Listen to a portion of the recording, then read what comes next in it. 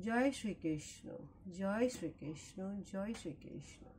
जय राधा रानी की जय, जय सिया रामचंद्र की जय, जय वैष्णो माता की जय, जय खाटू श्याम की जय, जय भगवद गीता की जय, जय कुरुक्षेत्र से माटिर जय, যেখানে ভগবদ গীতার উন্মোচন হয়েছিল। জয়। আজ আমি শ্রীমদ্ ভগবদ গীতা দ্বিতীয় অধ্যায় সাংখ্য যোগ শ্লোক 72 পাঠ করছি। एषः ब्रह्मी स्थितिः पार्थ न एनं प्राप्यो विमुह्यन्ति स्थित्वः आस्यम् अनन्तकाले अपि ब्रह्म निर्वाणम् इच्छन्ति। অনুবাদ, এই প্রকার স্থিতিকে হি ব্রহ্ম স্থিতি বলা হয়। হে পার্থ, এখানে ঠাকুর তার শিষ্যকে বলছে, হে পার্থ, যিনি এই স্থিতি লাভ করেন তিনি মোহপ্রাপ্ত হন না। জীবনের অন্তিম সময় এই স্থিতি লাভ করে তিনি এই জড় জগতের বন্ধন থেকে মুক্ত হন, ভগবত ধামে প্রবেশ করেন। এখানে বলাই বাহুল্য কি কৃষ্ণ ভাবনা অমৃত অর্থাৎ কৃষ্ণ নাম বড়ই মধু নাম। দিব্য জীবনের এক মুহূর্তের মধ্যে লাভ করা সম্ভব, আবার লক্ষ কোটি জীবনেও তার নাগাল পাওয়া সম্ভব না।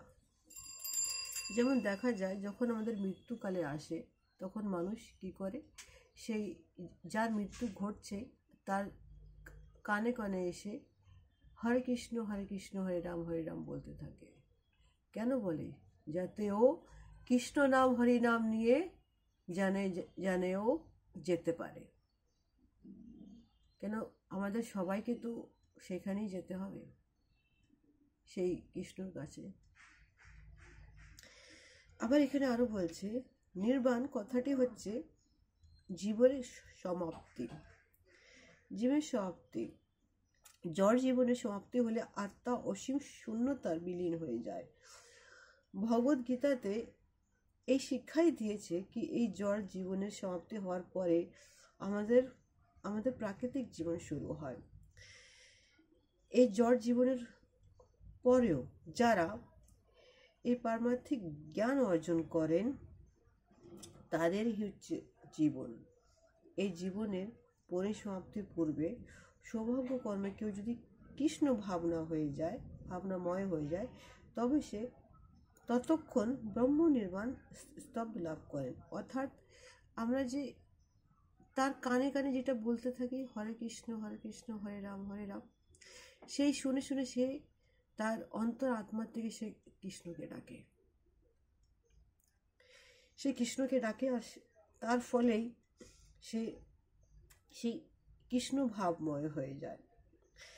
ভগবত ধাম ও ভগবত সেবার মধ্যে থেকে এটা কোনো পার্থক্য না। ভগবত ধাম ভগবত সেবাই হচ্ছে। সেই অন্তিম সময় সে কৃষ্ণকে যে ডাকা হয় না, তখন কি হয়, সেই তার মধ্যে সেই ভক্তি জন্মায়, সেই কৃষ্ণের প্রতি, সে ভগবানের প্রতি জন্মানোর ফলে সে ভগবত ধামে তার প্রাপ্তি হয়। এই জড় জগৎ সমস্ত কর্মে ইন্দ্রিয় প্রাপ্তির জন্য আমরা সাধিত হই, কিন্তু চিন্ময় জগতের সমস্ত কর্মই ভগবান শ্রীকৃষ্ণের সেবায় আমরা সাধিত হই। জয় শ্রীকৃষ্ণ, জয় শ্রীকৃষ্ণ, জয় শ্রীকৃষ্ণ। এমনকি এই জীবনে কৃষ্ণ ভাবনাময় উদ্বৃত্ত হলে সঙ্গে সঙ্গে ব্রহ্মপ্রাপ্তি হয়। আর যিনি কৃষ্ণ ভাবনাময় হন তিনি নিঃসন্দেহ ইতিমধ্যেই ভগবত ধামে সে প্রবেশ করেন। এটাই সত্য কি কৃষ্ণ নাম নিলে সে আত্মার থেকে সে আত্মাতে বিলীন হয়ে যায়, আর সে কৃষ্ণর কাছে সে চলে যায়। কৃষ্ণ তাকে এসে নিজে দু হাত বাড়িয়ে তাকে গ্রহণ করে নেয়। কেন? কৃষ্ণ ছাড়া যার কিছু হয় না, কৃষ্ণ ছাড়া আর কিচ্ছু হয় না। কৃষ্ণ নাম নিলেই এই জীবনের পরলোকের সমস্ত কিছু তার কেটে যায়। সে কৃষ্ণ নামটাই মধুময়, সে ব্রহ্ম পরাব্রহ্ম, তার সব কিছু আছে। কৃষ্ণ থেকে সমস্ত পাপ মোচন হয়ে সে কৃষ্ণ তাকে হাত বাড়িয়ে তাকে আগলে নিয়ে চলে যায়।